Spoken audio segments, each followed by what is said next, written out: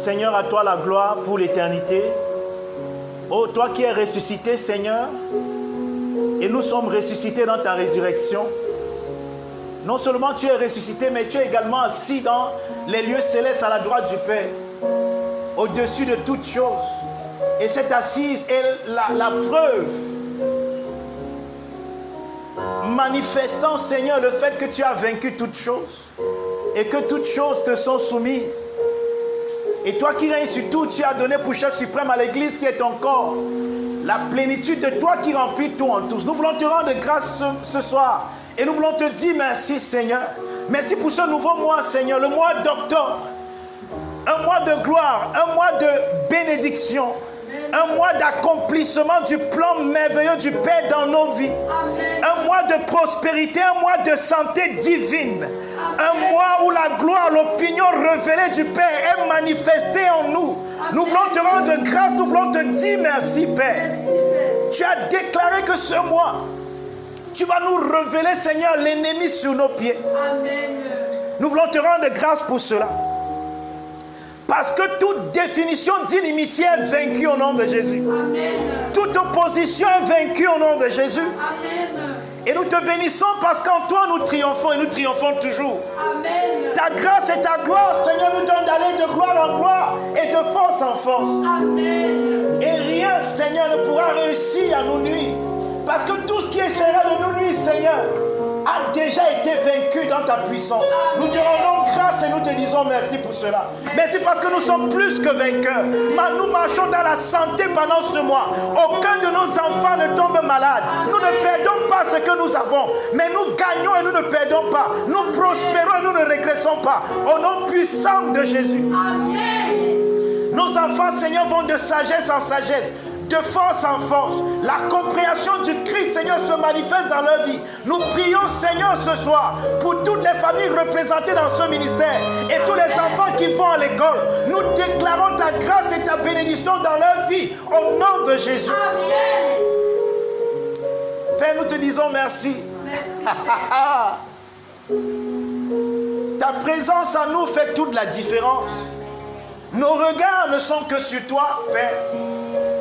Toi, l'auteur et le consommateur de la foi, cette foi dans laquelle nous nous trouvons, Seigneur, a déjà un commencement et une fin. Et la fin, c'est toi. Amen. Parce que tu es également le commencement. Nous te disons merci et nous te rendons grâce. Nous voulons prier pour tous nos programmes pendant ce mois d'octobre. Nous déclarons ta grâce, Seigneur. Nous déclarons que nous prospérons. Tu nous multiplies en grâce. Tu nous multiplies en onction. Tu nous multiplies dans les manifestations des dons de l'Esprit. Tu nous multiplies, Seigneur, Père éternel, dans la manifestation, Père éternel, de la communication avec les anges, avec la nuée des témoins, avec les expériences spirituelles. Tu multiplies la grâce en nous. Tu multiplies les talents, les habiletés, les aptitudes en nous. Tu fais en sorte que, Seigneur, tout ce que nous faisons réussit. Au nom puissant de Jésus. Amen. Nous te rendons grâce et nous te disons merci. Nous déclarons béni le mois d'octobre. Nous déclarons béni le mois d'octobre. Seigneur, pendant les opérations Epaphras, Seigneur, pendant les classes des élites, les classes des initiés, les classes eschatoniques, nous déclarons, Père, que nous prospérons, nous allons de gloire en gloire et de force en force au nom de Jésus. Amen. Nous te bénissons et nous te rendons grâce.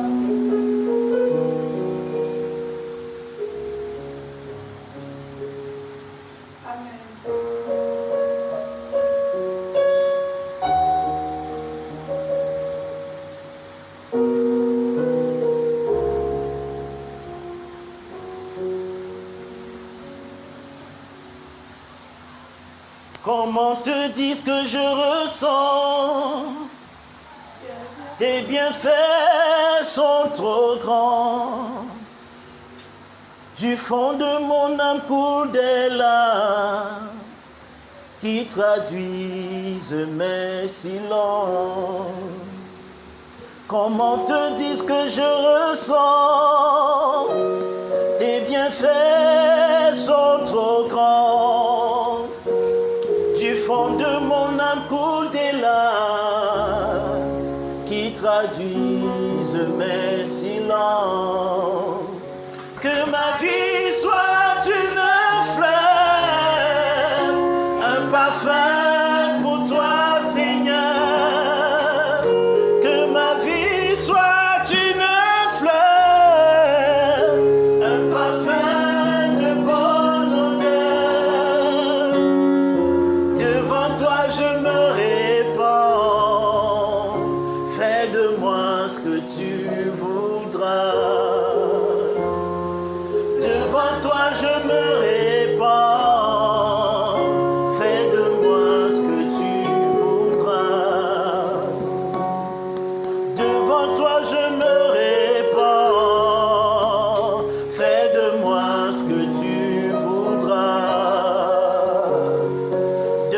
toi je me répands.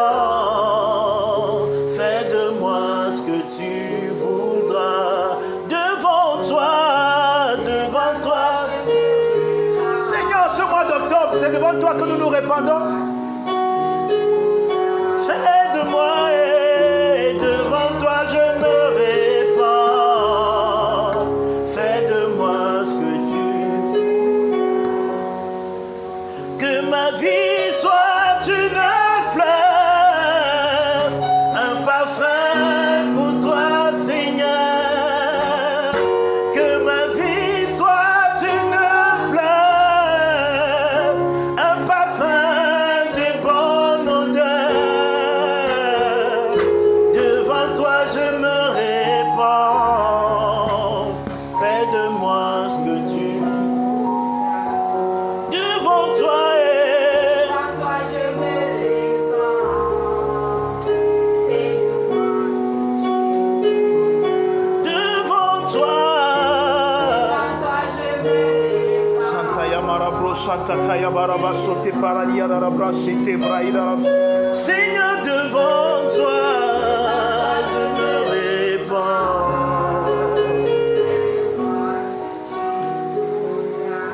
Il n'y a que toi, Seigneur, il n'y a que toi. Il n'y a que toi, Seigneur, il n'y a que toi, il n'y a que toi. Oh Seigneur, oh il n'y a que toi.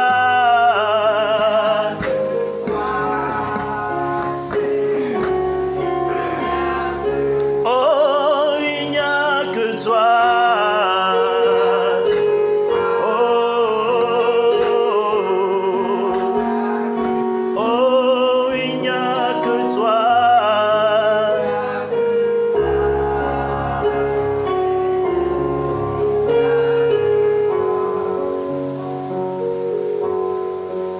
Pour nous sauver, pour nous guérir, il n'y a que toi.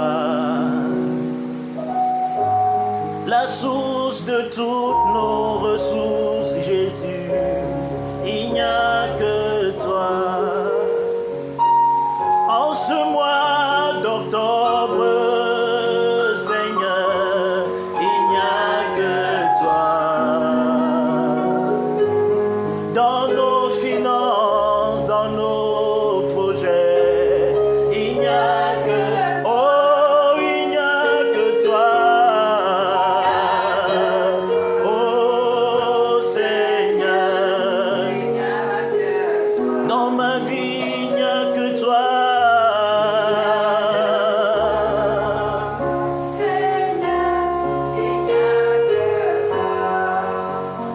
Seigneur, ce soir nous t'adorons et nous te rendons grâce. Reconnaissant, oh Dieu, qu'il n'y a que toi. Toi seul est Dieu, toi seul est Seigneur. Toi le Dieu et Père de notre Seigneur Jésus. Toi dont l'amour ne peut être mesuré par rien. Et c'est dans cet amour, Seigneur, que tu nous as élus avant la fondation du monde. Afin que nous soyons saints et irrépréhensibles devant toi. Nous te rendons grâce et gloire ce soir. Merci Seigneur parce que toi seul nous donne d'avoir un mois d'octobre merveilleux et glorieux. Un mois de rire, un mois de joie, un mois d'abondance. Où nous jouissons de toutes tes grâces et de toutes tes bénédictions. Où rien ne nous manque, où rien ne nous fait défaut, où nous marchons, Seigneur, dans des verts pâturages, où nous reposons, Seigneur, près des eaux paisibles, où rien ne vient troubler même notre sommeil, où tu règnes et veilles sur nous dans les moindres détails, et sur tout ce que nous aimons et sur tout ce que nous avons.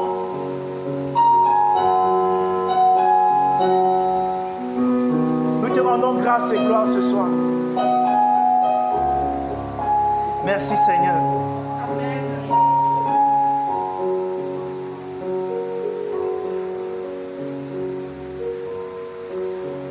Père, nous voulons te recommander ces moments.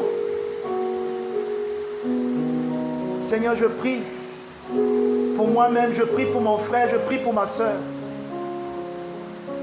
Donne-nous d'être dans le même esprit pour recevoir ce que l'esprit de grâce nous communique ce soir. Amen. Nous te rendons grâce au nom de Jésus. Amen. Amen. Amen. Amen. Amen. Amen. Dis à ton frère, j'honore le glorieux Christ en toi. Je donne le glorieux Christ à toi. Tu es plus beau et plus belle que la dernière fois qu'on s'est vu. Je donne le glorieux Christ à toi. Tu es plus beau.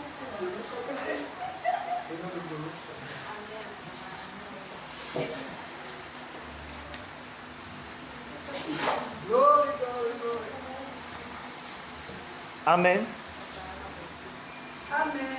J'honore le glorieux Christ en chacun de vous ce soir. Amen. Je suis fier de te voir. Amen. Et c'est une grâce pour moi de me tenir devant toi au nom de l'Éternel ce soir pour te rendre ministère. Amen. Ça, c'est notre premier dimanche du mois d'octobre. Et nous ne pouvons que dire merci au Seigneur. Merci Seigneur. Abba Father. Je déclare que ce mois sera un mois glorieux pour toi et pour toute ta famille. Amen. Alléluia. Amen. Je ne sais pas si ceux qui sont en ligne me suivent. Est-ce que je peux avoir Amen en ligne là-bas?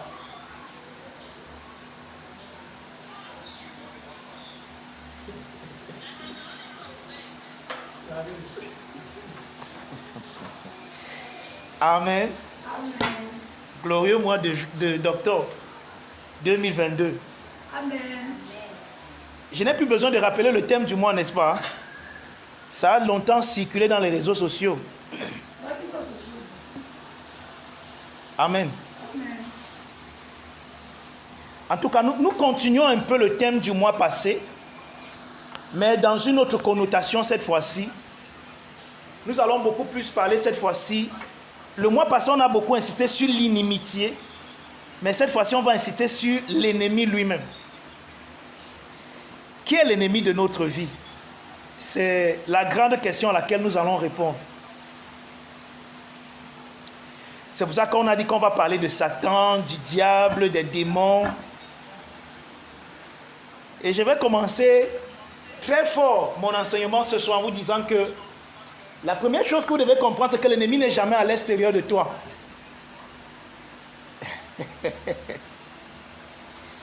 Amen. L'ennemi est à l'intérieur de toi. Ce qui te détruit n'est pas à l'extérieur de toi, c'est toujours à l'intérieur de toi. Ça veut dire qu'au lieu de chercher les problèmes à l'extérieur et d'essayer de les résoudre à l'extérieur, c'est mieux de regarder à l'intérieur de toi pour les résoudre à l'intérieur de toi, parce que c'est là où il y a le vrai problème. Amen. Ce soir, je vais beaucoup dépendre de mes notes. J'ai écrit toute une Bible, j'ai écrit tout un cahier dans mes notes. Amen. Vous savez, non? J'enseigne toujours selon l'auditoire. Donc, si vous n'êtes pas chaud, je me tourne moi en ligne. Si en ligne, moi aussi, ils ne sont pas chauds, je plie mes clics et mes claques et je rentre chez moi avec mon enseignement.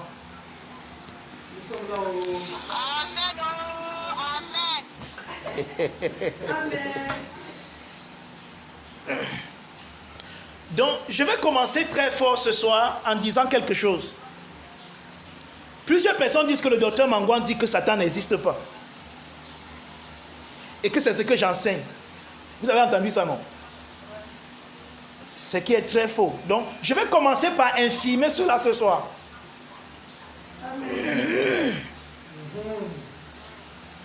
Ouais, j'ai regardé le mot exister dans un dictionnaire. Et selon ce dictionnaire, le mot exister, le verbe exister veut dire une chose qui existe, c'est une chose qui fait partie de ta réalité. C'est une chose qui compte. C'est une chose qui a la valeur. Donc, si vous dites que j'ai dit que Satan n'existe pas, c'est que vous dites que j'ai dit que Satan ne compte pas.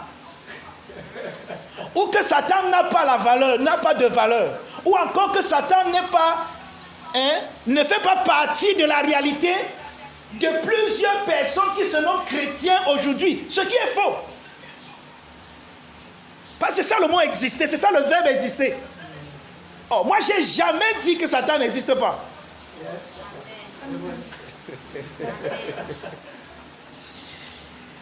Il faut que je commence par me défendre. Amen. Accusé, passer là-bas, je suis là. Je suis de dire la vérité, rien que la vérité.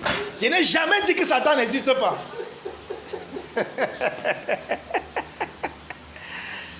Parce que dire que Satan n'existe pas, que j'ai dit que Satan ne fait pas partie de la réalité des chrétiens chaque jour. Ce qui est faux, que Satan ne compte pas, qu'il n'a pas de valeur. Parce que c'est ça le verbe exister, défini par un dictionnaire.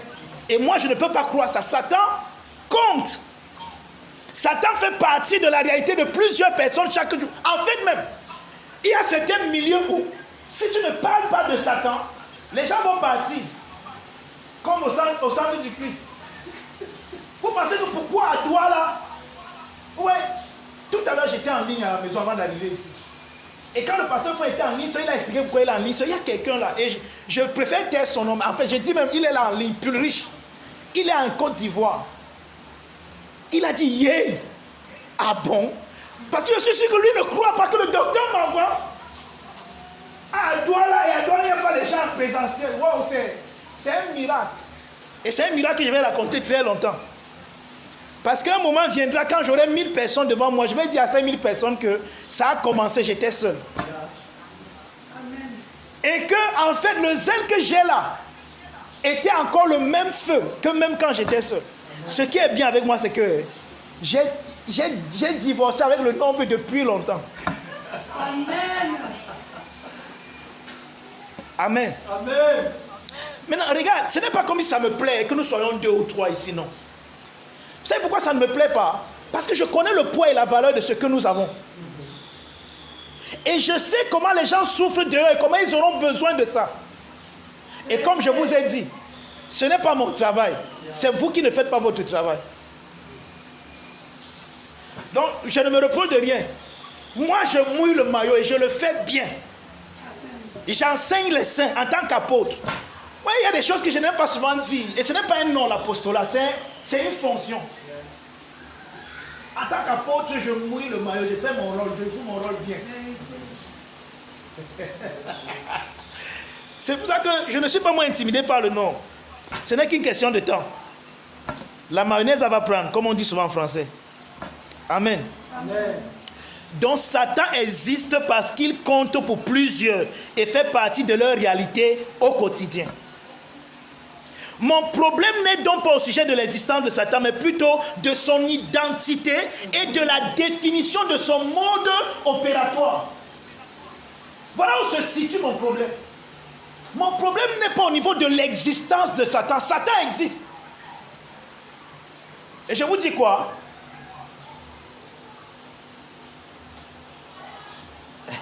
J'ai envie de bien placer ça et de bien présenter ça. Parce que je vous connais.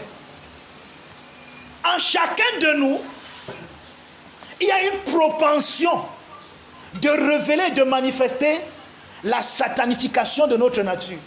Et c'est Dieu qui a fait ça comme ça. C'est là. Donc à n'importe quel moment, chacun de nous peut devenir un Satan. Soit pour lui-même, soit pour son semblable, soit pour quelqu'un d'autre. On peut dire Amen là-bas. Amen.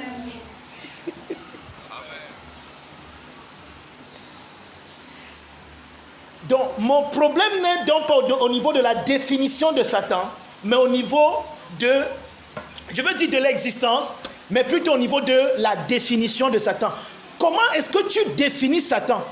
Et quel est le mode opératoire que tu lui donnes? C'est là où j'ai un problème avec le Satan du christianisme. C'est pour ça que le thème de mon enseignement ce soir, c'est Satan, l'autre Dieu du christianisme. Ouais. Si on commence à dire, on commence à faire les délivrances ici maintenant. Boy, en un laps de temps, vous allez voir comment la salle sera pleine. Pourquoi? C'est comme ça qu'on a habitué les chrétiens. C'est comme ça qu'on les a habitués. Et à cause de la conjoncture dans laquelle nous vivons, et à cause de beaucoup de choses, plusieurs personnes viennent à Dieu avec une seule mentalité. Et je vais même dire que c'est la mentalité des païens. Vous savez, les païens étaient polythéistes. Polythéisme veut dire avec beaucoup de dieux, simplement parce que tout ce qui répondait à leurs soi-disant besoins était un dieu. Quand ils avaient besoin de pluie, quand ils ont sémé, et que finalement par la grâce la pluie tombe, ils commencent à adorer la pluie qui arrose la semence pour qu'elle germe. Quand ils s'en vont récolter, qui est abondant cette année-là, ils vont adorer n'importe. Donc ils sont polythéistes parce que chaque fois que leur besoin est pourvu, alors la chose qui a pourvu le besoin devient un dieu. Et plusieurs chrétiens aujourd'hui sont devenus des polythéistes. Il y a le Dieu du mariage. Il y a le Dieu du travail. Il y a le Dieu de la percée. Il y a le Dieu de la double onction. Il y a le Dieu de tout. Et bizarrement, toute vérité étant parallèle, comme il y a le Dieu de tout, il y a aussi l'adversaire de Dieu de tout. Donc, quand je ne suis pas marié, quand le Dieu du mariage ne me donne pas le mariage, alors le diable qui m'empêche de me marier est celui qui agit. Alors il y a un démon qu'il faut qu'on m'exorcise, qu'on chasse dans ma vie, le démon du célibat. Quand le démon du célibat va partir, alors ça va libérer le Dieu du mariage de me donner mon mariage. Donc le Dieu du mariage, tant qu'on n'a pas chassé le démon du célibat, ne peut pas me donner le mariage. Parce que Dieu et Satan sont coude à coude. Et les deux se font le jeu de ma vie. Donc quand je ne suis pas marié, je prie le Dieu du mariage, il me dit que non, il faut d'abord chasser le démon du célibat. Et quand on me délivre du démon du célibat, alors le Dieu du mariage me donne le mariage. Maintenant quand je me suis marié, le démon de la stérilité vient, il se lève. Et maintenant je chasse le démon de la stérilité, le Dieu de la fertilité me donne les enfants. Et ainsi de suite. Voilà un peu le schéma de la vie de plusieurs personnes. C'est un combat cosmique entre un Dieu qui n'arrive à rien faire parce que Satan l'empêche de faire des choses. Alors c'est quand on chasse le Satan que le Dieu de la chose est libre de faire la chose. C'est là. C'est triste, mais c'est la réalité de plusieurs personnes. Alors nous ne pouvons même pas nous amuser à dire que Satan n'existe pas. Il existe parce qu'il a une réalité présente dans le quotidien de plusieurs chrétiens. Mais juste que ce Satan, qu'ils perçoivent mal, et vers qui ils envoient tous les jours des tonnerres et des tonnes de feu, n'est malheureusement jamais consumé. Parce que, n'existant pas selon leur perception, Satan existe, mais il n'est pas ce que les chrétiens pensent qu'il est.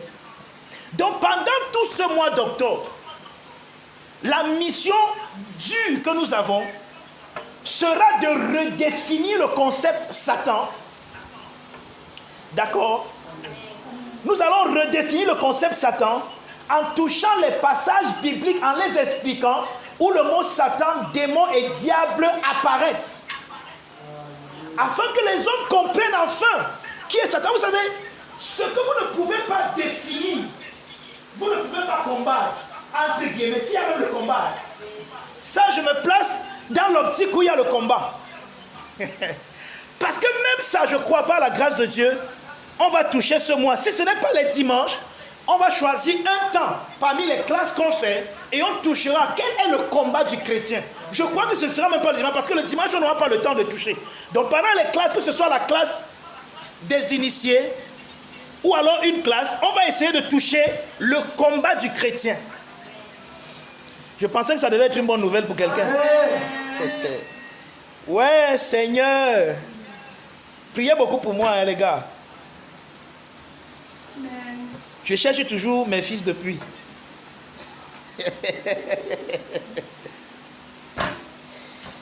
Amen.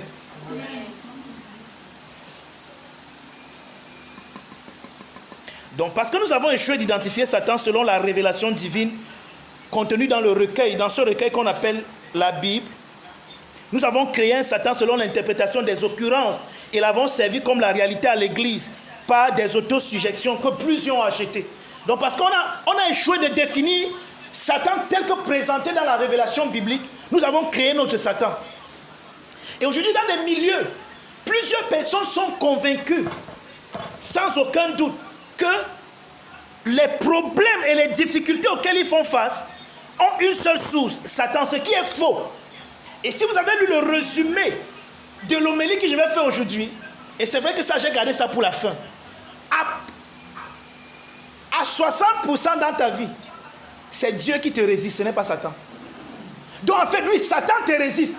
Mais le Satan qui te résiste, c'est Dieu lui-même. Voilà, je savais. Je savais que ça va produire ça. Et j'attendais ça. Je savais qu'il n'y aura pas d'amen là-bas. Mais c'est déjà venu. Vous allez vous rendre compte que vous avez envoyé le feu sur Dieu. Amen. C'est pour ça que le feu là l'a jamais brûlé. Parce qu'il est lui-même un feu dévorant.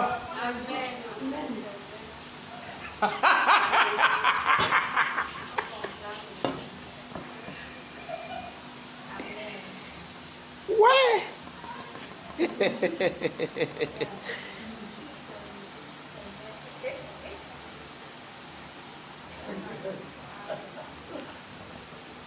Regardez, je vais vous dire quelque chose. C'est vrai que j'ai prévu ça pour la fin, mais parce que j'ai dit que je sais que même en ligne, je sais que les gens sont en train de poser 1001 questions. Est-ce que vous savez que la première fois que le mot Satan apparaît dans la Bible, c'est Dieu qui joue le rôle là? Parce qu'en fait, Satan n'est pas un mot, n'est pas un nom, c'est un adjectif qui qualifie quelque chose. Et la première fois que ce qualificatif est attribué à quelqu'un dans le recueil que nous appelons la Bible, c'est Dieu qui joue ce rôle. Vous savez pourquoi? David, Dieu lui a dit de compter sur lui. Écoutez-moi très bien. Oh. Mais David, à un moment, voulait compter sur la force de son armée. Et il devait aller en guerre. Mais comme d'habitude, au lieu de demander à Dieu que Seigneur, je pars ou je ne pars pas, cette fois-ci, le gars dit que non, je suis déjà un chef d'armée. N'oubliez pas que David, qu'est-ce qu'il a rendu populaire? Le fait qu'il ait renversé Goliath. Et comment David a renversé Goliath? Tu viens contre moi avec la lance et le javelot. En d'autres mots, avec des techniques de guerre. Mais moi, je viens contre toi au nom de l'Éternel des armées. Amen. Le Dieu d'Israël que tu as insulté. Amen. Voilà David, quand il comptait sur Dieu, quand il s'appuyait sur Dieu, il pouvait tuer le lion et l'ours. Amen. Mais un moment est arrivé dans la vie de David où il ne pouvait plus s'appuyer sur Dieu.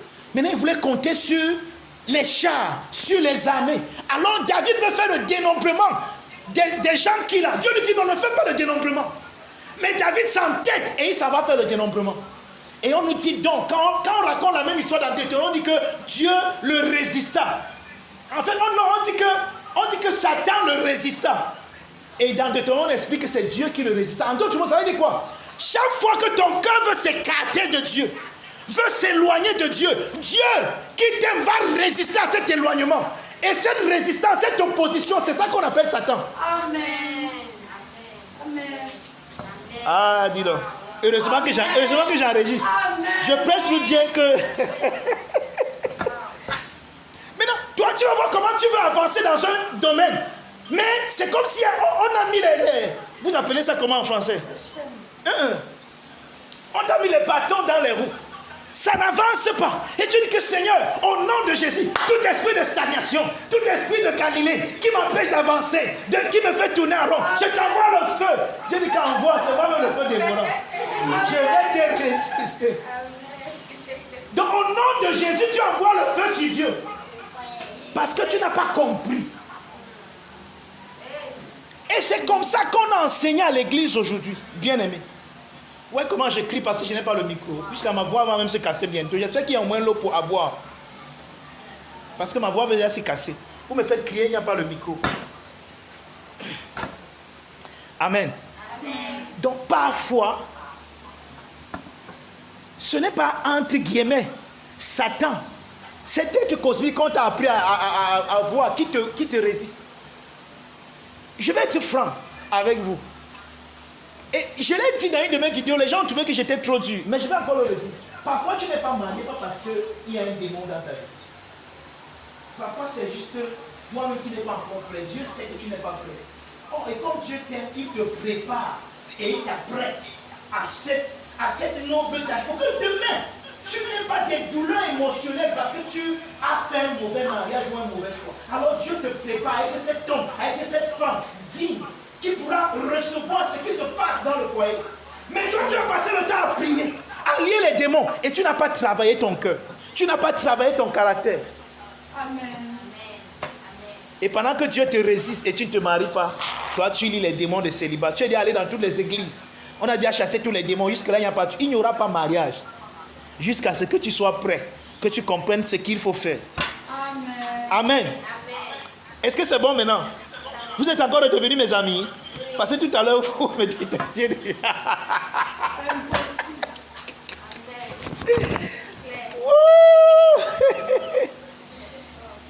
Donc pour ce soir, j'ai un gros morceau pour nous. Amen. Amen. Dans le témoignage apostolique du Nouveau Testament, il y a 3 corps principaux d'apostats qui sont désignés comme étant Satan. Et lorsqu'on parle de l'apostat, ici on parle des déserteurs, des renégats, donc de ceux qui... Apostasier veut dire abandonner la foi, faire naufrage dans la foi. C'est ça l'apostasie. Maintenant, il y a 3 corps principaux. Il y a 3 corps principaux d'apostats qui s'opposent à la vérité dans le recueil de la Bible. Donc, lorsque vous étudiez tout le Nouveau Testament, vous allez trouver 3 corps de renégats, d'apostats qui sont définis comme Satan. Le premier de ces corps, ce sont les leaders juifs qui s'opposaient à Jésus. Voilà le premier Satan que nous voyons dans le Nouveau Testament. Les leaders juifs. Et tout à l'heure, on va le voir. Nous avons fait un travail remarquable dans ce livre. C'est pour ça que je suis venu avec ça. Le Christ logique. Je crois que c'était le mois d'août, si je ne me trompe pas. Où nous avons étudié. Et tout à l'heure, nous allons revenir sur un sujet que nous avons étudié. Le judaïsme comme Satan. Vous vous souvenez? Même si vous ne vous souvenez pas, il n'y a pas de problème. C'est là. Le judaïsme comme Satan. Donc, le premier corps que nous voyons dans le Nouveau Testament, donc, vous ne pouvez définir Satan que dans ces 3 corps. 1. Les leaders juifs qui s'opposaient à Jésus. C'est pour ça que toutes les paraboles de Jésus, on va aller voir ça. C'est pour ça que je veux dire que pendant les dimanches, on ne peut même pas parler du combat. Parce que juste étudier Satan, le diable et les démons dans toute la Bible, ça va nous prendre tous les 4 dimanches. Amen.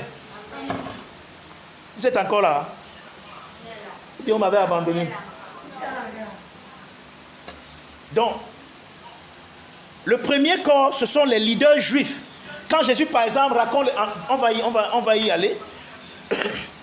Deuxième corps d'apostats qui est défini comme Satan dans le Nouveau Testament, ce sont les faux frères qui s'opposent aux vrais frères ou bien aux chrétiens. Ça, c'est le deuxième corps. Donc, premier corps, pardon, soyez attentifs et retenez. On est en train d'avancer déjà. J'ai dit que le premier corps, c'est les leaders juifs qui s'opposaient à Jésus. Deuxième corps, les faux frères qui s'opposent aux vrais frères. Les faux frères qui s'opposent aux chrétiens.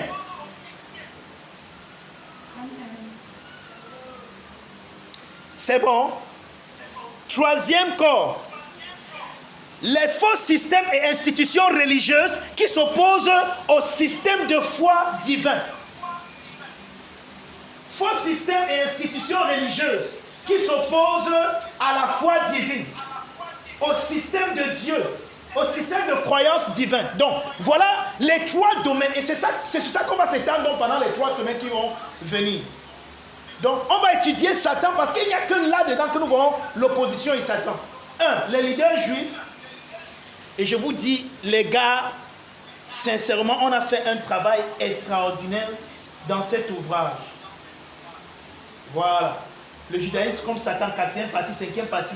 On a, pendant le mois d'août, on a étudié, on a fait l'étude de cette première partie en montrant Satan comme étant le judaïsme, les leaders juifs, comment ils s'opposaient à Jésus, c'était le Satan de Jésus. Donc chaque fois que Jésus parle de Satan, du diable, la plupart du temps, Jésus s'adresse aux leaders juifs.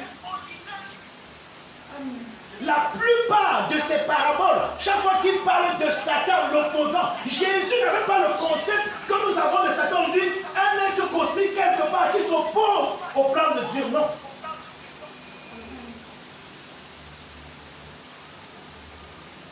Amen.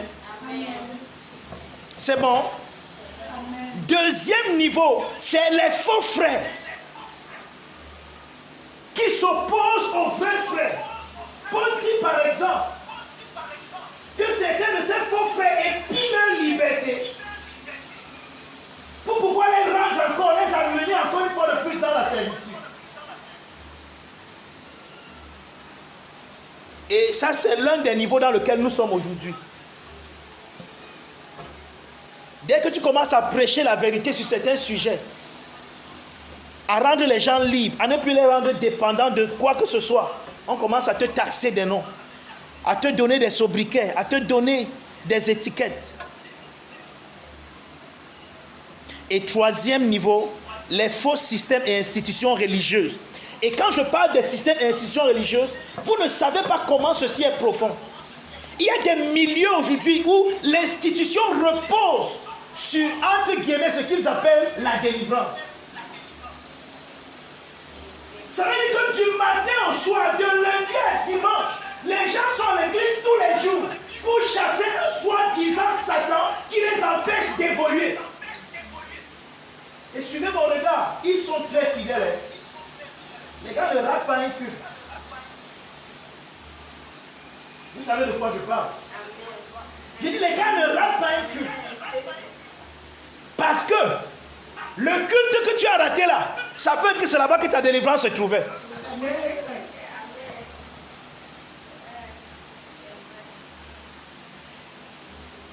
Et dans ce système, les gens sont enfermés, embrigadés, emprisonnés.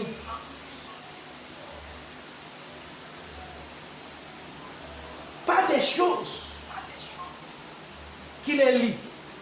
Mais bizarrement, ils ne voient pas cela comme étant le lien. Ils voient plutôt un lien externe. Et qu'ils veulent briser tous les jours. Dans ce genre de milieu, voici comment on prie. Bien-aimé.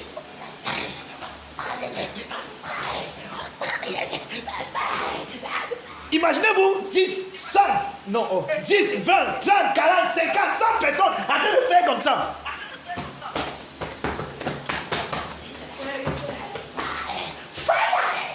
Bien évidemment, on va voir le feu de ce côté. Tournons-nous tous. Fire, fire, ici maintenant, tout démon ici, bien aimé, fire.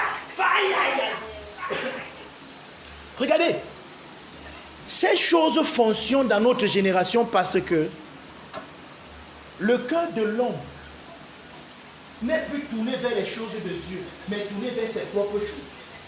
L'homme aujourd'hui veut adorer Dieu pour son avantage ou pour son vent.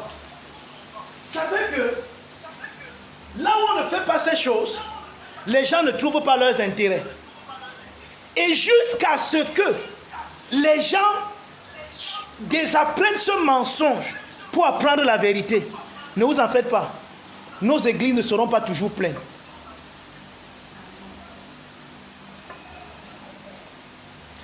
Mais nous prions pour que les gens désapprennent vite. Et que les gens se fatiguent de la religion. Pour qu'ils acceptent enfin le christianisme. Le vrai. Quelqu'un me comprend? Amen. Amen. Amen. En ligne, amen. Les gens de la ligne là se sont déconnectés. Amen. Donc ce soir, je veux qu'on revisite les 3 niveaux là.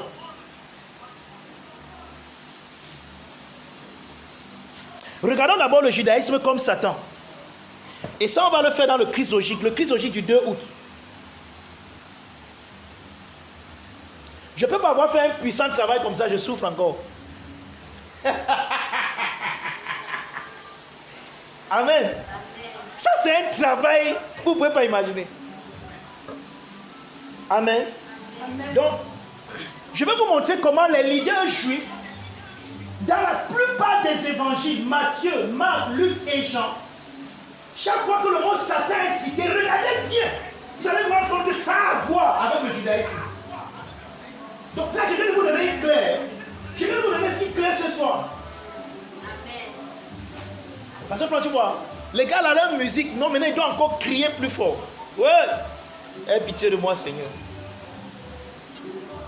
Amen. Amen. Si ça te prend de danser, tu danses un peu, mais après tu m'écoutes encore.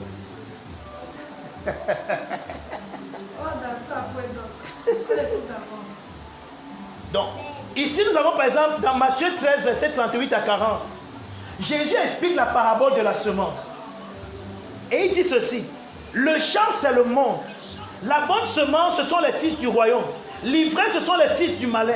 L'ennemi qui l'a semé c'est le diable. Vous voyez ça? Que je me rapproche un peu de vous pour que vous puissiez m'écouter. La moisson c'est la fin du monde. Hey! Voilà notre thème. Mais ça on a déjà corrigé ça à plusieurs reprises. Les moissonneurs ce sont les anges. Or, comme on arrache l'ivraie et qu'on le jette au feu, il en sera de même à la fin du monde. Maintenant, de quoi Jésus parle ici? Je sais que vous n'êtes pas des amateurs, donc vous n'avez même pas besoin que j'entre dans les détails.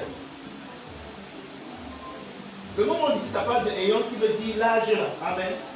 Mais moi, ce qui m'intéresse, c'est de voir, il dit que le champ, c'est le monde. La bonne semence, ce sont les fils du royaume. L'ivraie, ce sont les fils du malin. Dès que vous entendez comme ça, les fils du malin, dans votre tête une fois, qu'est-ce qui vient? Ce sont les fils du diable, non? Et Jésus m'a dit, il dit que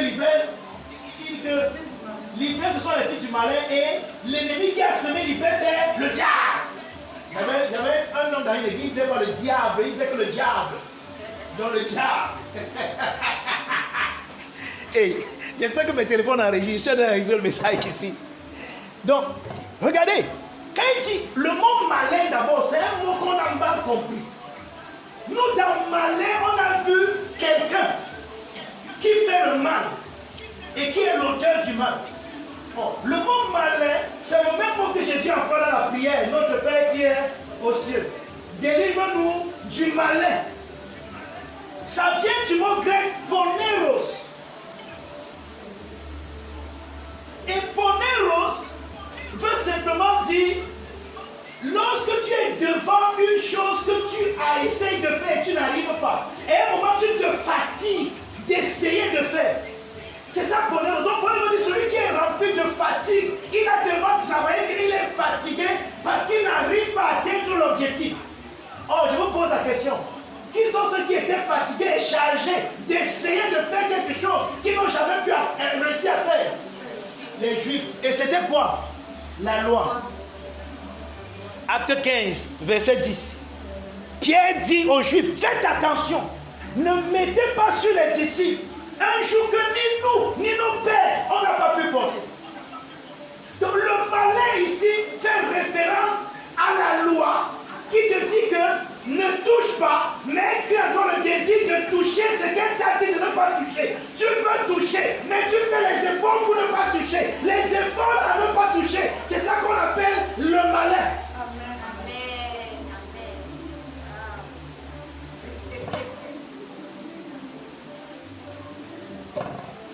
Et il dit que l'ennemi qui a semé ça, c'est le diable. Le mot diable vient du mot grec diabolos.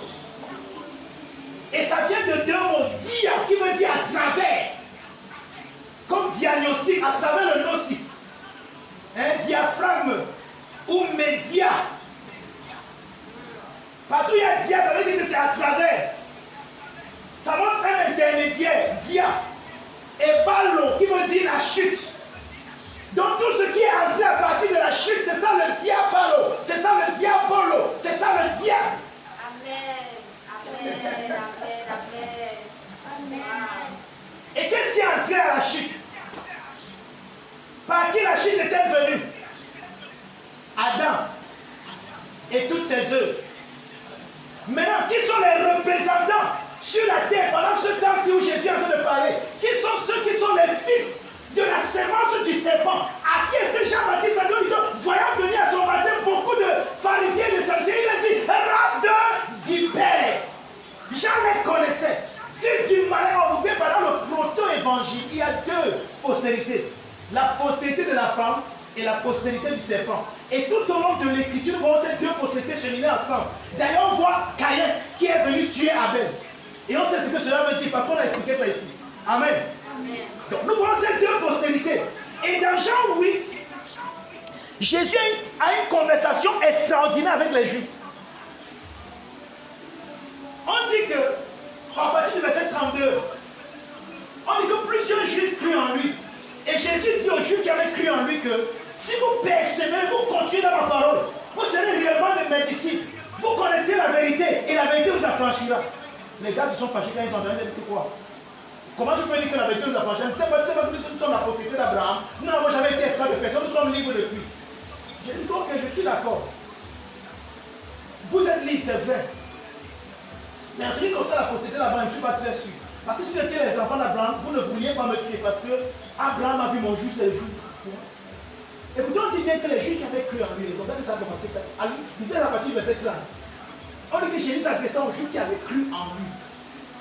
Maintenant, à la fin, on savait que Jésus va dire aux juifs qui avaient cru en lui, vous êtes les fils de votre père.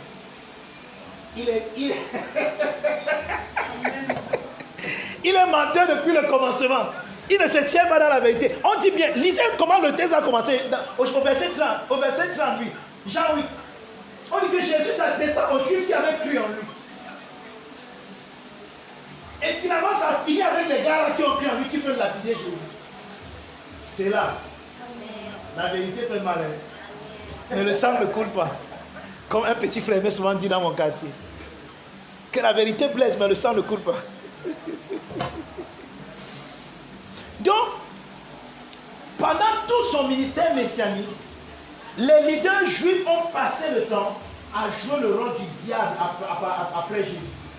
A dit aux gens que si vous acceptez que le type est le Messie, on vous expulse des synagogues, on vous licencie, on vous chasse. Et le mot diable dit celui qui calomnie, le calomniateur, celui qui accuse faussement. C'est encore ça la définition du mot diable. Donc le diable ici, il s'adressait aux leaders juifs qui passaient leur temps à le calomnier au point de dire, et nous avons étudié ça la semaine passée dans la classe des initiés, au point de dire un jour, Jésus vient de faire un miracle. Il dit ça, vous voyez, ne croyez pas à ces miracles-là. Il fait les miracles par Belzébuth, le prince des démons. C'est là où Jésus s'est fâché. Il dit, regardez, écoutez les gars. Dites-toi ce qui me concerne, je vous conseille ça. Mais celui qui va parler contre l'esprit qui va ou un Messie, celui-là n'aura pas de pardon ni maintenant ni dans le siècle à venir. Les initiés savent ce que ça veut dire, non? On n'entre pas dedans. On est entré dedans jusqu'à... On est même sorti. Est-ce que c'est bon? Amen. Donc si vous allez dans le Christologique du 2 août, vous allez voir ce qu'on a expliqué là-bas. On dit le diable dans cette parabole, ce sont les principaux sacrificateurs. Ces scribes et pharisiens, le leadership juif, qui passaient le temps à calomnier, à accuser faussement Jésus. Et il y a des passages qu'on a donnés. Je ne vais pas vous les donner ici. Allez lire. Je vous ai dit que c'est le Christologique du 2 août. Allez, faites vos recherches. Je ne vais pas marcher, vous donner. Même avaler, ça va vous dépasser. Amen.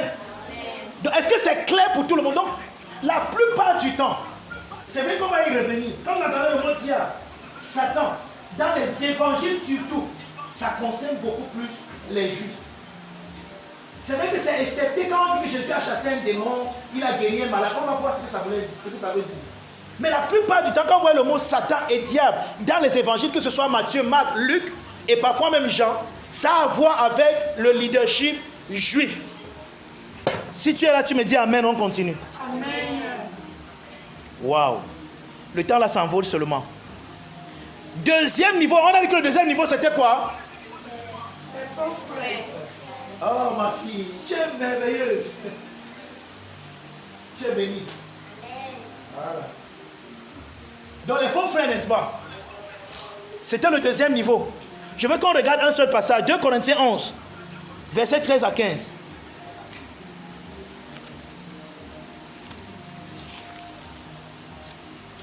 « 2 Corinthiens 11, versets 13 à 15. Pardon, celui qui a trouvé, lit. Lisez un peu dans votre traditionnel Louis II. Moi, j'ai envie de lire ailleurs. J'ai envie de lire ça dans la Mirror Bible.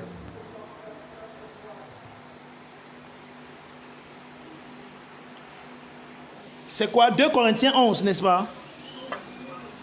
Verset 13 à 15. Il n'y a personne dans la salle qui a trouvé. Ok, je vais lire ici. Ces hommes-là sont des faux apôtres. des ouvriers trompeurs déguisés en apôtres du Christ. Et cela n'est pas étonnant puisque Satan lui-même se déguise en ange de lumière. Et il n'est donc pas étrange que ces ministres aussi se déguisent en ministres de justice. Leur fin sera selon leurs œuvres. Vous voyez, le mot-ci, Satan se déguise en ange de lumière. Plusieurs ont pris ça pour dire que voilà, que cela explique Job. On dit que les fils de Dieu étaient rassemblés et Satan aussi était au milieu parce que Satan s'est déguisé. Donc, vous croyez que Satan peut se déguiser et venir dans la présence de Dieu qui est la vérité jusqu'à se tenir avec un déguisement fort devant la vérité. Vous êtes fort si vous croyez comme ça. Je vous acclame. Donc Satan trompe tout le monde, même Dieu, jusqu'à Dieu. Dieu dit que voici mes enfants et qu'il ne remarque pas que parmi eux là, il y a Satan au milieu. Parce que Satan s'est déguisé. Amen. Regarde. Vous êtes fort. C'est comme ça que vous voyez Dieu vrai.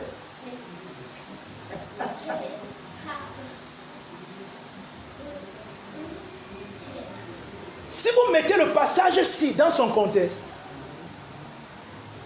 Paul ici, celui qu'il appelle Satan ici, je n'ai pas le temps peut-être ce soir d'expliquer, mais pendant ces 4 dimanches, je vais expliquer. C'est Jacques, le frère de Jésus, qui est nommé ici par Satan avec 16 ans. Pourquoi? Jacques, qui a connu le Messie ou bien qui a cru en Jésus après la résurrection, parce que c'est le même Paul qui nous donne le rapport que Jésus a apparu à 500 frères, après il a apparu à Céphas, après il a apparu à Jacques. Jacques qui est son adelpho, son frère, qui est le frère de son père mais pas de sa mère, c'est là. Je n'ai pas le temps d'expliquer aussi ça ce soir. Jacques qui est le fils de Joseph a cru. Et comme Pierre, qui était le chef de l'église et le leader de l'église, avait encore la culpabilité dans son esprit, ne s'était pas encore pardonné. Amen. Amen. Vous savez, il y a une loi juive qui dit que lorsque quelqu'un décède et laisse un héritage, c'est celui qui est membre de sa famille qui doit hériter de cela. Alors quand Jacques a cru, c'est Pierre qui était le leader de l'église de Jérusalem. Mais à un moment, quand Jacques a cru, Jacques était un homme de prière et un légaliste terrible. Pourquoi Jacques était un légaliste? Parce que Jacques n'avait pas connu son frère quand il rendait le ministère. Donc Jacques a cru, il a rencontré seulement les autres à Jérusalem. Et ceux de Jérusalem, c'était quoi? Il prêchait quoi? La loi. Donc Jacques lui est devenu fort dans le légalisme. Ça fait que partout où Paul prêchait l'évangile de la grâce, Jacques envoyait certains émissaires qui sont ses anges. Ces anges, c'est ses messagers. Jacques les a envoyés là-bas pour dire aux gens que oui, ce que Paul prêche là est vrai. Jésus est vraiment le sauveur. Mais n'oubliez pas nos rites juifs. Vous devez vous faire circoncire et les gars partez partout. Prêchez la circoncision. Là où Paul a dit que ce n'est pas la circoncision qui est importante. À un moment, Paul s'est fatigué avec le père. C'est de ça que Paul parle ici. C'est de Jacques que Paul parle ici. C'est pour ça que Paul dit aux Galates, il dit que même si nous-mêmes, ou un ange, ou n'importe qui vient vous annoncer quelque chose d'autre, qu'il soit maudit, Paul est fâché. Parce que Jacques envoie, on appelait les émissaires de Jacques les judaïseurs. Jacques envoyait les judaïseurs partout. Les gars venaient vraiment dire que oui, on est sauvé, c'est que le docteur m'envoie prêcher vrai. On est vraiment sauvé par la grâce, mais il faut quand même, alléluia. Il faut quand même dire quelque chose, comme pour dire que le gars avait dit que je crois et tout, donc Dieu a tout accompli. Donc là, je ne prie plus. Donc là, est-ce que j'ai dit un jour qu'on ne prie plus? Est-ce que moi-même je ne prie pas? J'ai dit un jour qu'on ne médite parce que je ne médite. Venez voir mon cas de méditation. Comment je peux vous préparer? Regardez, si je n'étudiais pas, j'ai préparé le cours aussi comment? Donc je ne peux pas dire quelque chose et moi-même je ne fais pas. Non, c'est pas vrai. Mais, vous voyez par exemple, j'ai préparé un message, non? Je ne suis pas en train de lire comme si c'était en train de préparer un discours. Mais je me refais sur mes notes. Parce qu'il faut être prêt. Mais même si on coupe la lumière, c'est même prêcher la même chose. Amen. Donc, Satan, qui se déguise en ange de lumière, Et l'ange de lumière, c'est Lucifer. Lucifer veut dire celui qui apporte la vérité. Donc celui qui vient comme s'il apportait la vérité. Ce sont les émissaires de Jacques qu'on appelait les judaïseurs. Et pendant tout le ministère de l'apôtre Paul, son combat majeur, c'était contre les judaïseurs. À un moment même, dans 1 Corinthiens, quand Paul parle de ses visions, c'est parce qu'à un moment, oui, quand vous comprenez les contextes des épîtres, ça commence à devenir bon pour vous. Quand par exemple, dans 1 Corinthiens, Paul dit que ne suis-je pas un apôtre, n'ai-je pas vu Jésus? Il dit que, est-ce que ce Seigneur avait des lettres de référence? Pourquoi il dit ça? Parce que les judaïseurs, chaque fois qu'ils venaient dans une église, et bizarrement, c'est pas eux qui ont créé l'église. Les églises où Paul est venu, il a prêché la grâce, les gens ont cru. Eux maintenant ils viennent encore. Les gars, vous avez. Et comme ils venaient avec les lettres de recommandation, de qui? Du pape Jacques.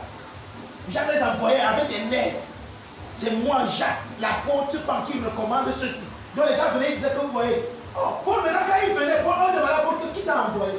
Paul n'avait aucune lettre de recommandation. C'est là que Paul dit au manqueur. C'est vrai, je n'ai aucune lettre de recommandation, mais vous êtes le cible. Vous êtes ma lettre.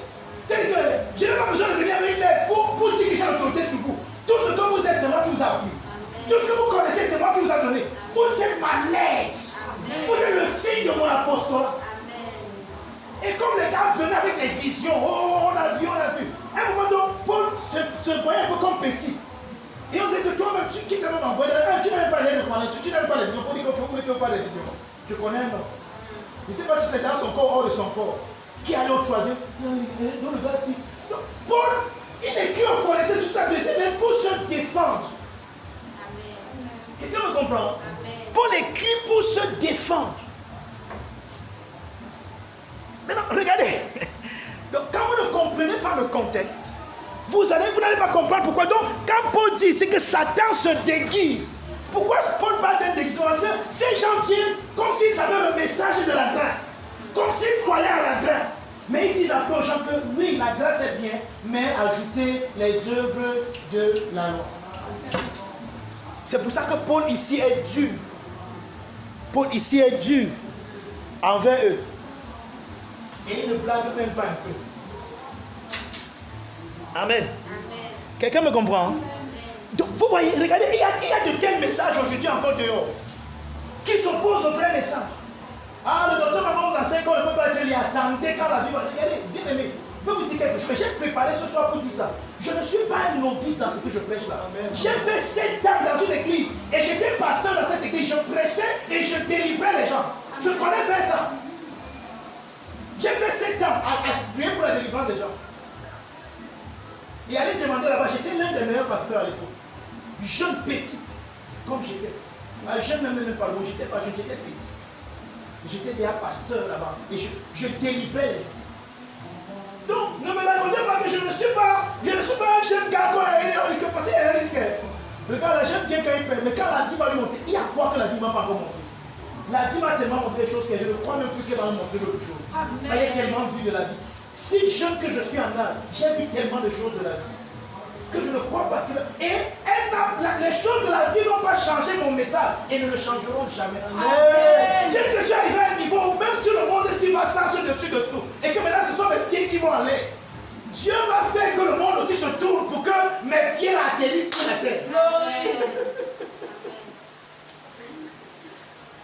Permettez-moi ce soir de régler certains de mes petits problèmes. Il y a plusieurs personnes qui disent, c'est le petit gars, il sait pas ce qu'il fait. Quand la vie va lui montrer, la vie va déjà montrer de toutes les couleurs bien aimées. On n'a pas blanc, c'est pas seulement. C'est que j'ai pas perdu.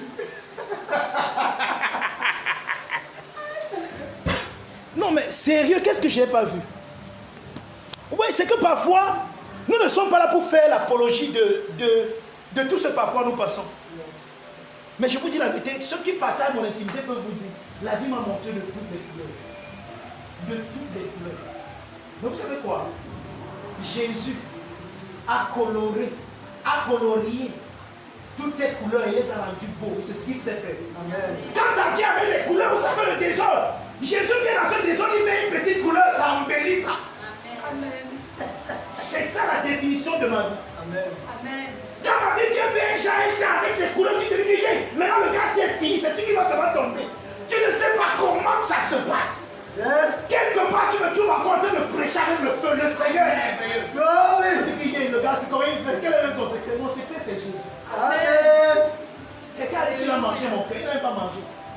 Il a avalé ça. Amen.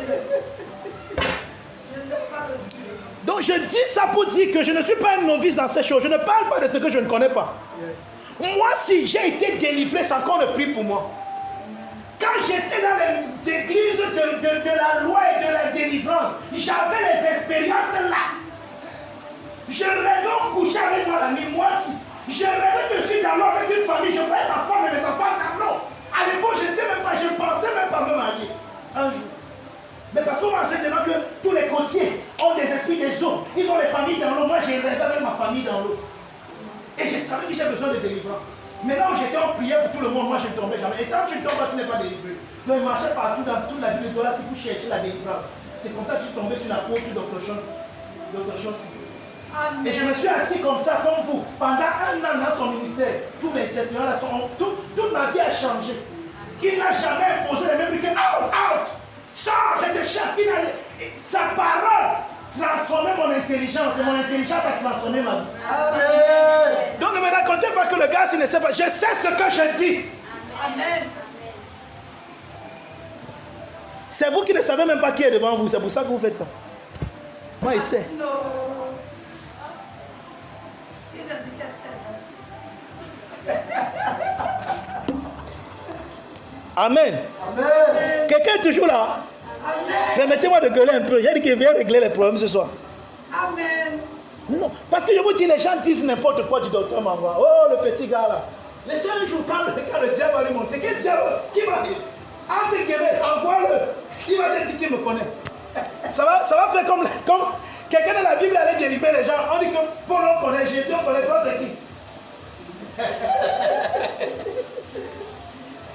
Amen. Est-ce que c'est bon?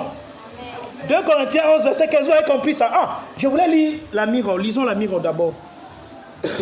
Avant de conclure là-bas. Oui, pardon, après ça, achetez-moi seulement de l'eau à boire. Je ne veux pas beaucoup.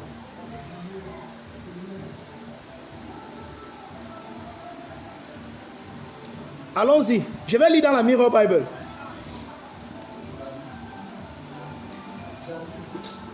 Ils opéraient, suivez ici.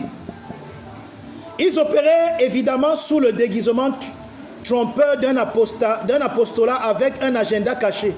Ce ne sont certainement pas des apôtres du Christ.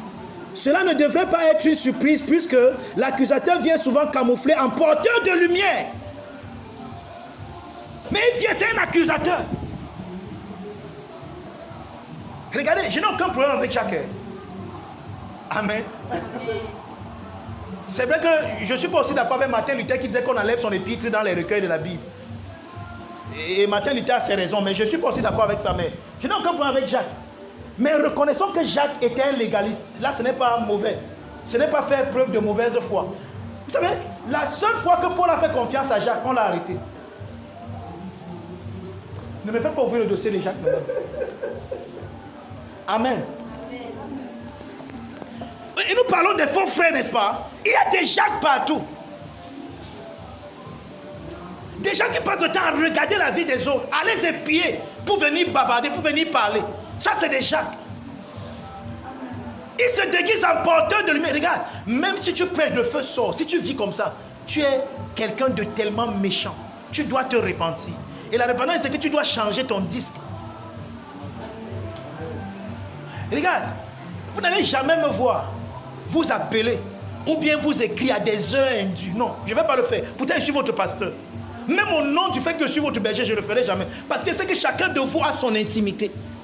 Et le fait que je sois votre pasteur ne m'inclut pas dans votre intimité, sauf si vous voulez que j'y entre. Si vous m'invitez, oui, mais si vous ne m'invitez pas, je ne viens pas. Par exemple, je ne viens pas chez vous.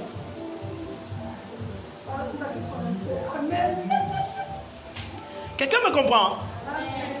Donc, n'épiez pas la vie des gens. Ne soyez pas les inspecteurs d'Éric, les uns envers les autres.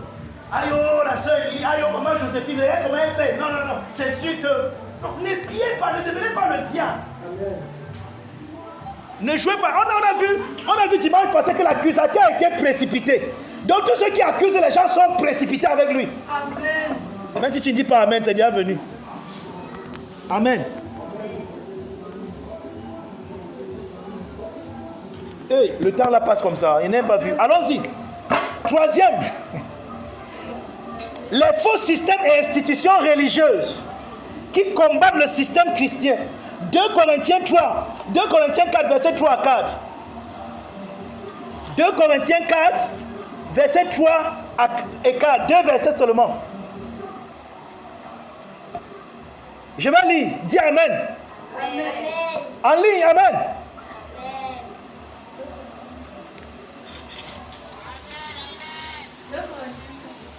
2 Corinthiens 4, 3 à 4. Je vais lire. Si notre évangile est encore voilé, il est voilé pour ceux qui périssent, pour les incrédules, dont le Dieu de ce siècle a aveuglé l'intelligence, afin qu'ils ne puissent pas briller la splendeur de l'évangile de la gloire de Christ, qui est l'image de Dieu. C'est là. Oh, bien-aimés, nous allons nous mettre debout maintenant, et nous allons lier le Dieu de ce monde.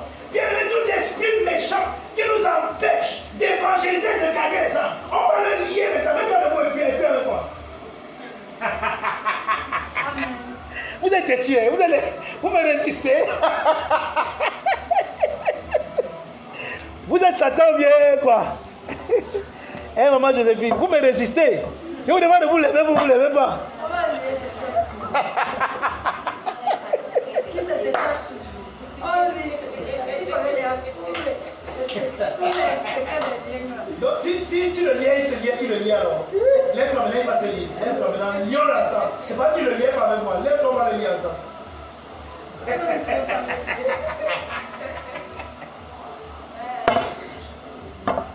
Regardez, chaque fois que vous voyez l'expression le Dieu de ce ciel, le Dieu de ce monde,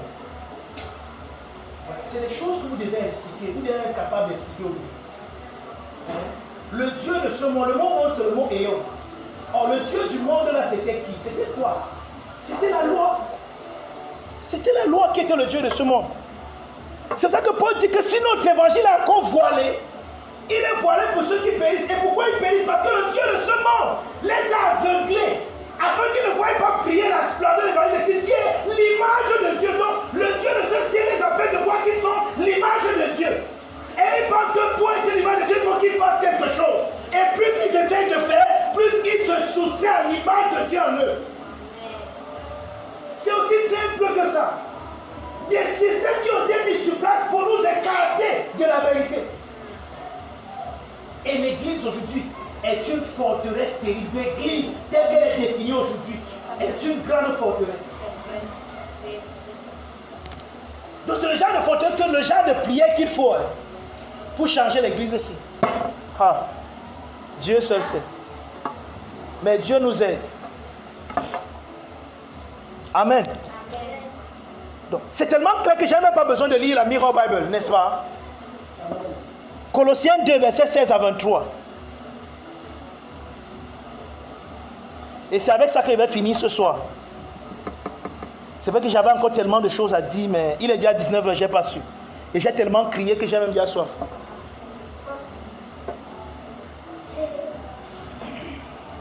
Amen. Amen. Colossiens 2. Ça, c'est un passage extraordinaire. Versets 16 à 23.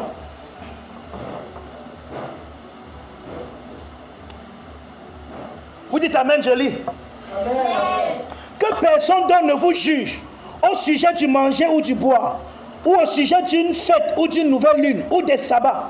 C'était l'ombre des choses à venir, mais le corps est en Christ.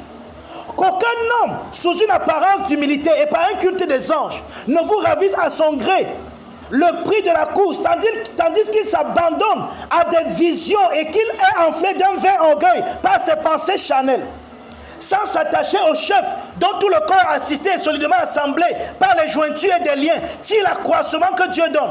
Si vous êtes mort avec Christ au rudiment du monde, pourquoi, comme si vous viviez dans le monde, vous impose-t-on ces préceptes? Dans cette église, on impose les préceptes aux gens. Oh, un chrétien ne met pas les foulards. Un chrétien ne met pas les jupes. Un chrétien ne met pas les pantalons. Un chrétien ne met pas les crêpes. Un chrétien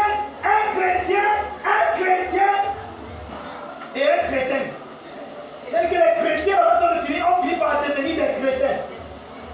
Tellement d'interdits. Et l'une des choses qui empêche à plusieurs de venir dans nos rassemblements, c'est qu'on leur dit qu'abandonne le péché, Jésus va t'aimer. Lui-même, il sait bien qu'il a essayé déjà, il n'a pas pu. Il a déjà essayé de toutes ses forces. Tous les jours, il pleure dans sa chambre, mais il n'arrive pas. Donc, il sait que ton Jésus ne peut jamais l'aimer. Il dit ok, il n'y a pas de problème. Si de l'autre côté, là, on se voit, il va me voir là-bas. Et bizarrement, quand il sera de l'autre côté, il va voir l'amour de Dieu. Il va dire mais moi, je ne te connais pas. On m'a jamais parlé de toi. On m'a dit que tu devais me juger. J'ai dit non, je t'ai dit que non, on m'a jamais dit ça. Je ne te connais pas moi comme ça. Je ne te connais pas, je ne t'ai jamais vu. On t'a présenté comme quelqu'un qui juge.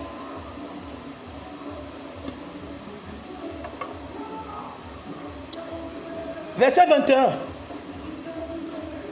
Ne prends pas, ne goûte pas, ne touche pas. Préceptes qui tous deviennent pernicieux par l'abus et qui ne sont fondés que sur les ordonnances et les doctrines des hommes. Vous voyez ça? Les ordonnances et les doctrines des hommes. C'est de ça qu'on parle. Les institutions, les systèmes et les institutions religieuses. Les ordonnances des hommes. Oh, une femme doit être comme ça. Oh, un homme ne doit pas faire comme ça. Oh, un enfant ne doit pas dire ceci. Et on nous empêche d'être libres. Et quand je parle d'être libre ici, je parle de la liberté dans laquelle Christ nous a affranchis. Une liberté qui ne fait pas du mal à son prochain, mais qui aime les autres et qui tient en compte ce que les autres pensent et ce qu'ils veulent. Verset 23. Ils ont à la vérité une apparence de sagesse en ce qu'ils indiquent un culte volontaire, de l'humilité et le mépris du corps. Mais ils sont sans aucun mérite et contribuent à la satisfaction de la chair. Oh, j'avais prévu ici vous montrer. Voici les choses que je voulais vous montrer ce soir. L'unique source de la tentation, c'est la convoitise dans le cœur de l'homme. On devait voir ça ce soir. Jacques 1, verset 12 à 17. On va voir ça la semaine prochaine. Toutes les convoitises sont orientées par le monde. La seule source du péché, ce sont les passions de la chair dans l'homme. Ça, c'est ce qu'on devait voir. Le seul ennemi de Dieu, c'est la pensée charnelle. Romains 8, verset 7. Donc ça, tout ce que je cite, là, on va voir ça la semaine prochaine. Mais ce soir, je vais finir avec un gros morceau. Permettez-moi d'abord de boire.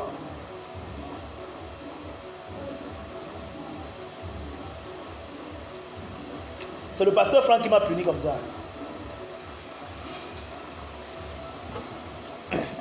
Amen. Amen. Donc, ce soir, je vais finir avec un gros morceau. J'ai commencé même à dire ça au début, mais je vais finir avec ça maintenant. Dieu, dans son amour, écoutez-moi bien, pardon. Si vous n'étiez pas attentif, soyez attentif maintenant. Dieu, dans son amour, nous châtie.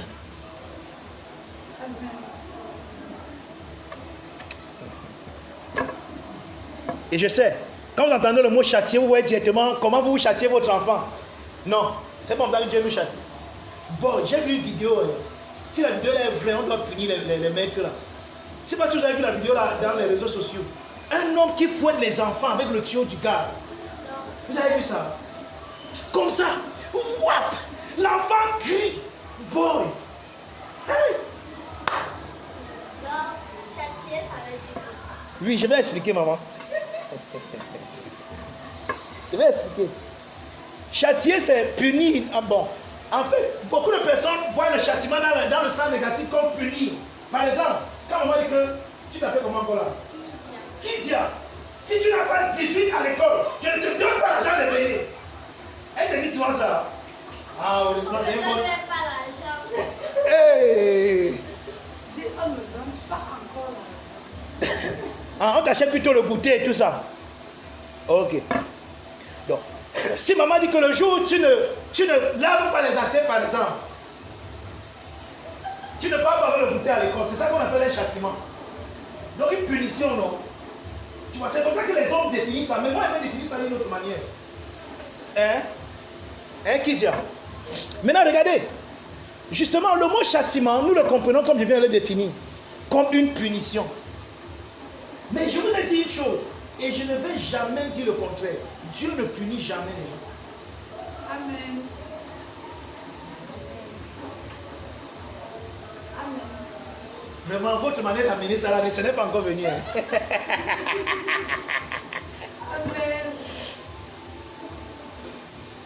Ce sont les choses comme ça qui me font avoir les ennemis. On dit que pourquoi je dis ça? Et les gens trouvent 1000 exemples à me montrer. Dieu est amour. C'est comme ça que Jésus nous l'a présenté. Et l'amour ne punit pas.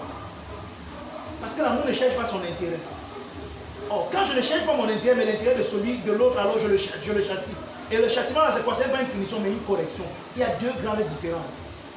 Dans la punition, il y a le fait de décharger mon courroux sur quelqu'un. Maman Joséphine m'a énervé. Et pour lui montrer combien fâché je suis, je l'insulte jusqu'à je la lave. Là-bas, ce n'est pas la correction, c'est la punition. Là-bas, je décharge ma colère sur quelqu'un. Vous comprenez ça? Amen. Et il y a les parents qui punissent leurs enfants. On t'a énervé dans l'entreprise.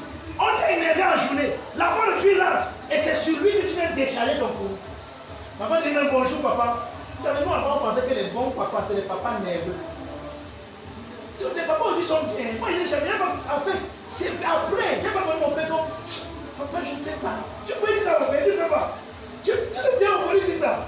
12 lions, on appelait mon père au quartier 12 lions. Non, il y a déjà ça ici. Tu as déjà vu la femme avec Nathan. C'est le genre d'enfant là. Mais Nathan ne va pas faire ça parce que Nathan lui grandit avec la parole. C'est un amour qui le corrige quand même. Ouais, nous on n'a pas connu ça. Nous on savait qu'un bon père c'est un père nerveux. C'est pour ça qu'on était seulement amis avec nos mamans. Vous avez connu ça? Nos mamans étaient nos amis. Moi, ma mère était ma complice. Ma complice et ma conseillère. Mais mon père, c'est le genre que si vous avez mangé de jouer comme ça, quand le père dit bras, chacun se met à sa place. Oui, et ayant cette notion paternelle, on pense que c'est ce genre de père que Dieu est. Non. Dieu nous corrige parce qu'il nous aime. Et il utilise le mot là, dans Hébreu 12, le mot châtiment, en disant que celui qu'on aime, on le châtie. Et châtier là-bas n'a qu'un sens correctif et non punitif. Maintenant, dans ce processus de châtiment, ou dans ce processus de correction, Dieu peut nous résister à certains niveaux. Dieu peut ne pas nous donner certaines choses. Dieu peut refuser de nous laisser accomplir certains désirs pour notre bien à la fin. Amen. Merci en ligne. Mais ouais, un message comme celui-là a foutu le camp dans l'église aujourd'hui. Nous on pense que quand on dit que Dieu nous enseigne, que tu dis que papa je vais refuser la cache là, quand tu dis que mon fils prend, tu vas tuer les gens partout. Tu vas détruire la société. Et nous on pense que c'est ce genre de paix que Dieu n'est pas comme ça. Il y a des choses que tu penses que tu as besoin, mais Dieu sait que tu n'as pas besoin de ça. Parce que si tu as ça maintenant, ça va te rendre orgueilleux, ça va élever ton ego et tu vas te sentir supérieur. Alors à cause de ça, pour corriger ça, Dieu ne te donne pas ce que tu penses que tu as besoin là. C'est Dieu qui ne te donne pas. Ce n'est pas Satan, c'est Dieu qui fait que tu n'aies pas ça. Amen. Comment? Amen. C'est Dieu. Donc, là où tu vas voir le feu là, c'est Dieu qui empêche. C'est pour ça que le feu là ne fait rien, parce que Dieu est un feu dévorant. Amen. On dit que Dieu résiste aux orgueils. Dieu, pas le diable, Dieu résiste. Donc les gars veulent passer du cueillir, tu ne passes pas. Il dit que tu t'appelles que Satan, il est comme il dit que jamais, c'est pas ça, c'est moi. Amen. Il nous y passe. Tu fais l'effort de la clé 14, mais il ne sait pas. Tu dis, oh Seigneur, il dit comme tu as mon bébé, tu vas il te pousse là-bas. Il dit, que tu apprends la leçon, il dit que maintenant tu peux passer, tu as compris quoi. C'est Dieu lui-même qui te laisse. Je sais que je ne prête pas bien ce soir, Sia.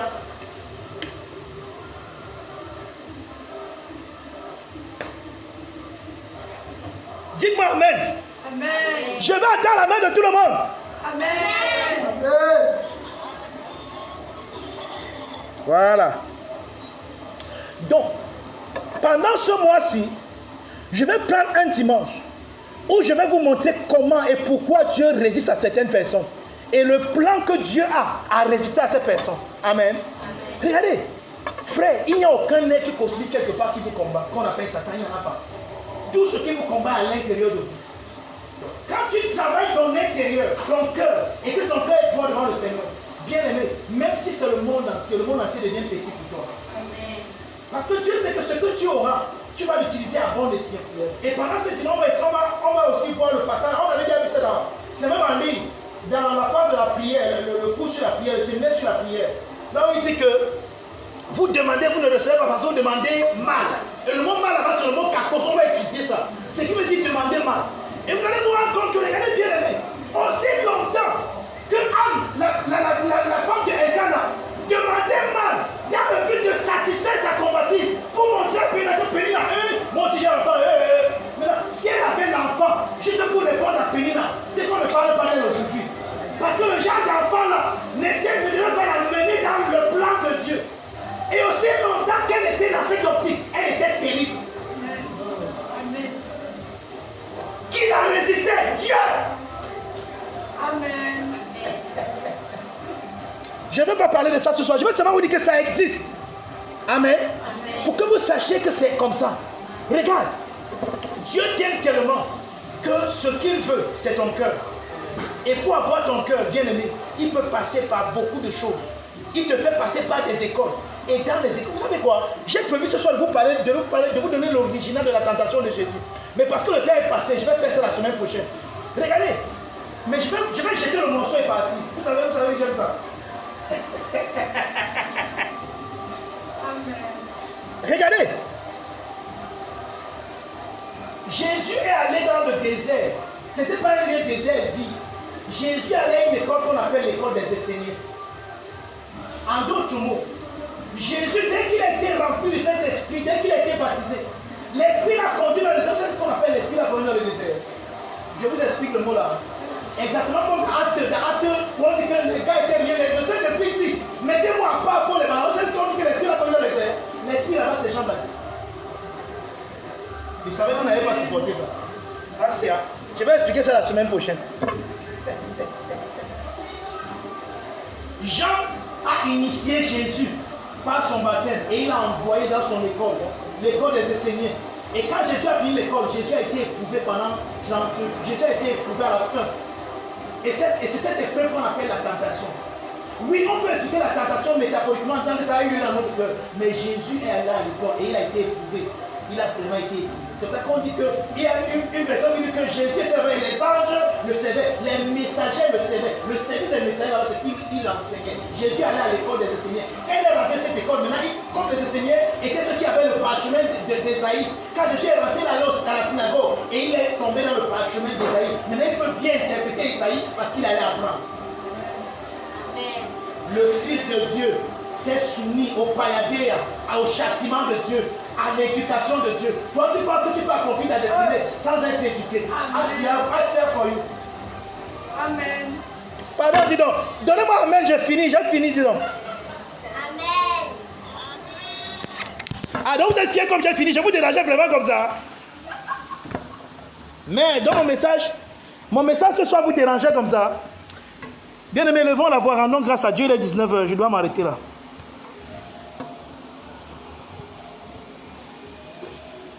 Santa Yabarado Sopra Intequilibra. J'ai expliqué tellement de choses aujourd'hui. Je ne sais pas laquelle tu as compris. Et je ne sais même pas laquelle tu n'as pas compris.